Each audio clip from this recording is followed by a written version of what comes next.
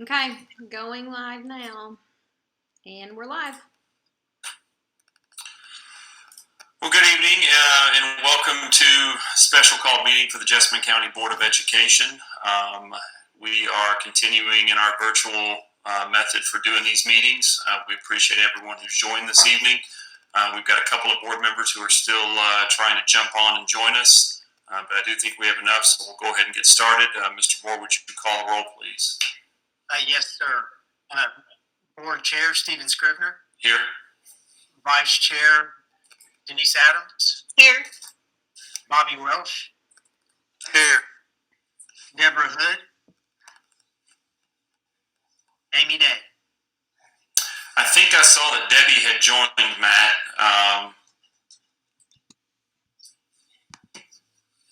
I saw that too. Okay, so she'll be coming up any moment. I'm here. There she is. Good. Okay, yes. Okay. Okay, good. So Debbie is here? Yes. Yes, sir. Okay, good. Did Amy, have we heard from Amy? Is she here?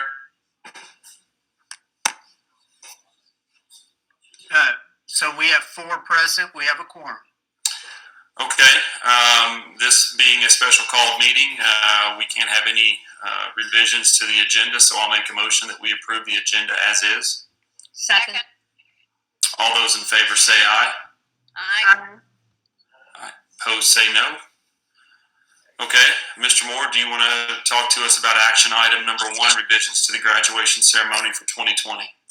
Yes, sir. We,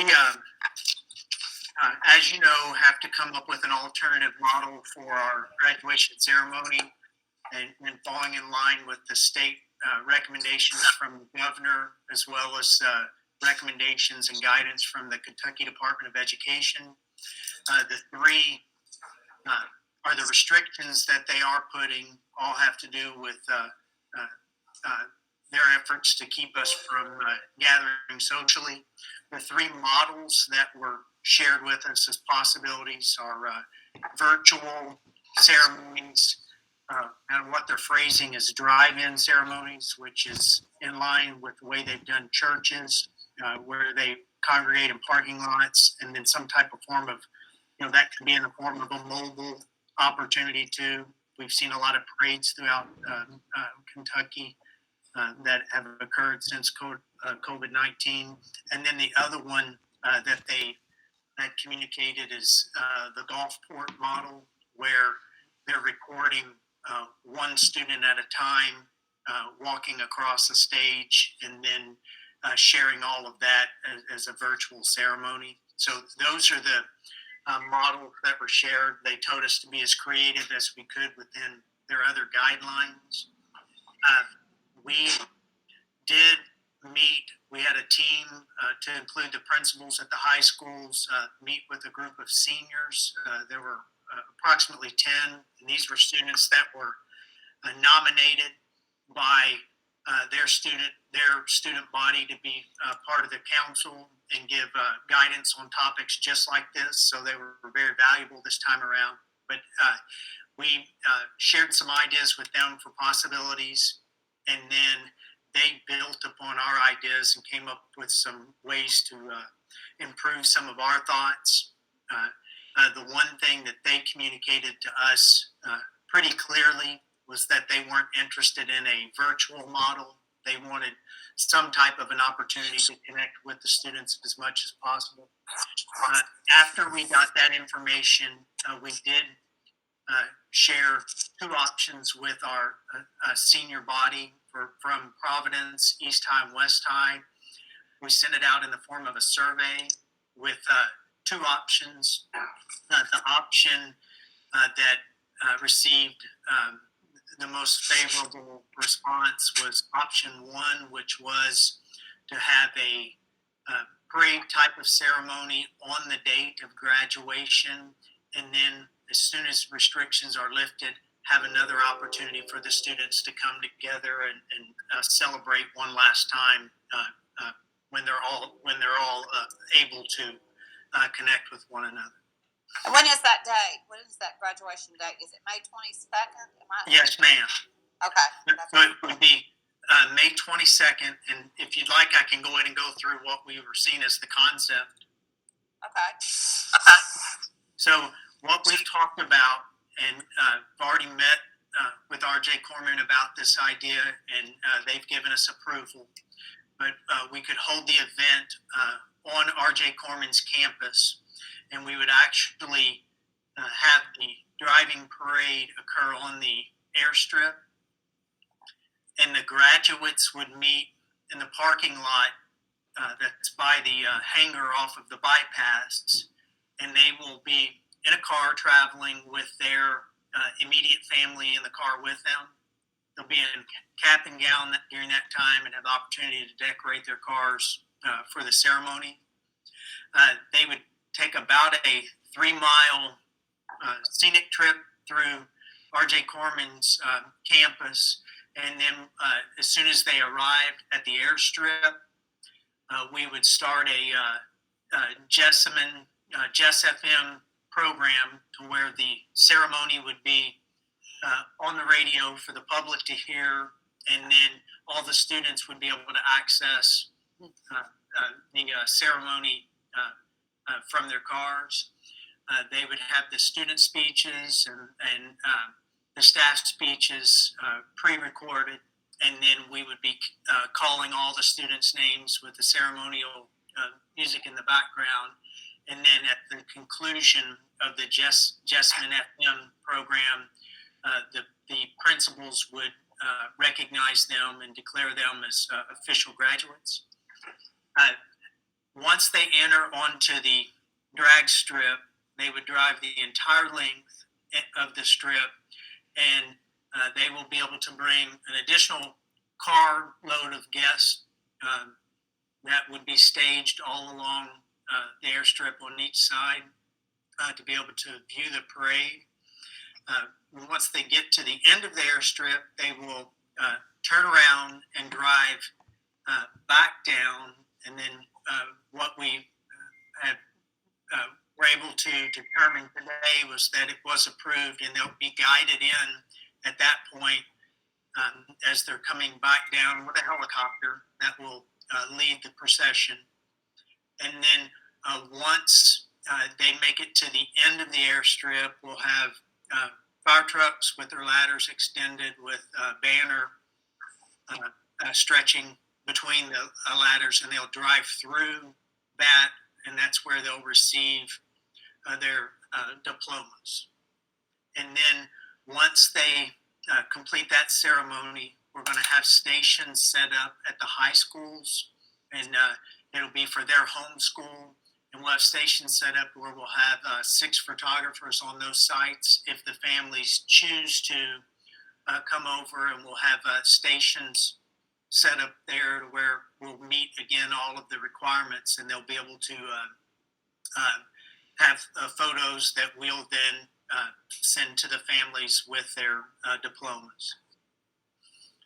And did also run the plan by the health department, and they've given us a preliminary goal on everything as I described it, because we have put in all the precautionary measures with the social distancing, as well as making sure that all the staff that are supporting this will be wearing masks, and they'll be screened before we start the process. And then it is on May 22nd, and we had May 23rd as the alternative date in the event of inclement weather. And we would have Providence starting first, and followed by East High and then West High. And also got confirmation with the police department that they will help us guide traffic through Jessamine County during the key times, so that we don't have traffic jams that are created as a result of this. What time are we looking at starting there? It would be Providence School at 1. At 1, okay. East High at 3, and then West High at 5:30.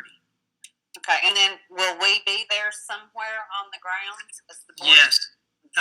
What we would do is, for everyone that would be sitting on the stage, you will actually be closer to the fire trucks. So when you pull in to the drag strip, you'll be given guidance, and then you'll have a cone with your with a sign with your name on it for where you back your car in, and it'll be right there where the diplomas are being handed out, so that you can be present as they receive that.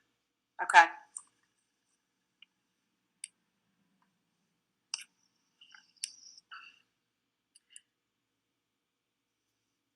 Are there any other questions or comments? Is there a rain plan? Yes, the rain plan would move it to the alternative date, which is May 23rd. I mean, it sounds like a really good idea, I guess, and in lieu of everything going on. So Yeah. I like the idea, Matt, and I think our kids are pretty lucky in a sense. None of these seniors are lucky at this point. Let me start over. But having the airstrip and having a common space there where grandparents and aunts and uncles and people can come and everything can be seen from one vantage point. I think this is, in my opinion, is a pretty grand plan for the circumstances we have to work with. Oh, you're on mute, Stephen. Yeah, I'll echo that. What Denise and Debbie both said, Matt. I think it's. I think under the circumstances, it's about the best we can do. And I think you and your team have put a lot of thought and effort into this. So I just want to say thank you for the detail that you guys have drawn up so far. I think obviously we hope sooner rather than later. If it's in July, great. If it's sooner, that's awesome. We can all come together and have a more traditional ceremony that honors these kids. But under the circumstances, I really like the plan you guys have put together. Thank you. And I've just got to say this. I continue to get impressed with our seniors as I just see how they respond to this. And, the idea to put it on Jess FM, that was a student driven, and Wow.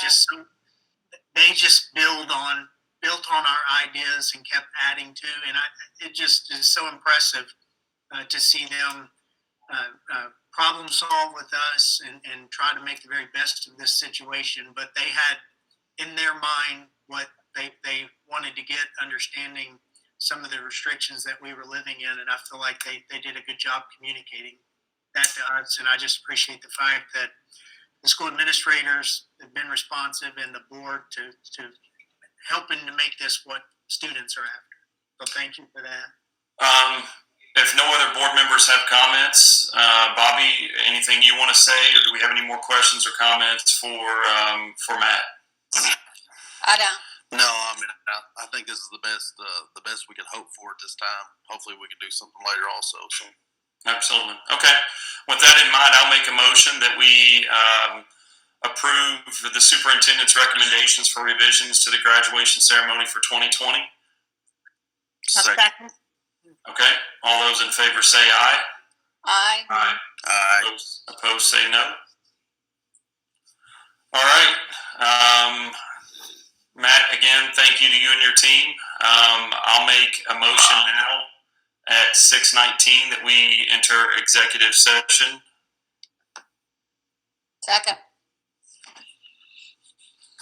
All those in favor of going into closed session under KRS 618101C, say aye. Aye. Opposed say no. All right. Thank you all. Stephen, Yes, sir. Can I make a recommendation that Michelle go into closed session with us as well?